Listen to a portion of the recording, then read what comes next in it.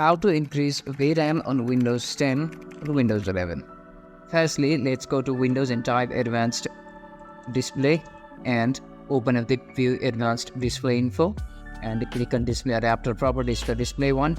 And from here you should be able to see your adapter type, whether it is Intel or AMD or any other else. And here you can see the dedicated video memory is 128 MB, and we are going to change this one. So in order to change this, firstly we will open the registry.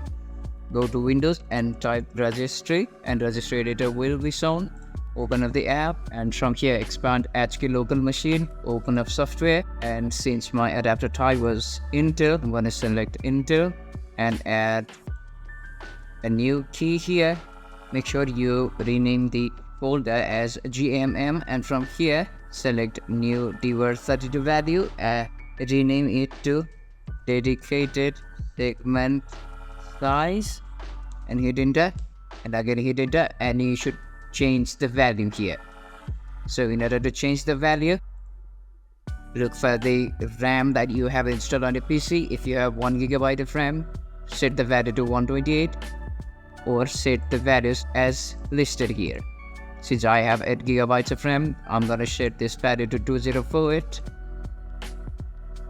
and click on OK.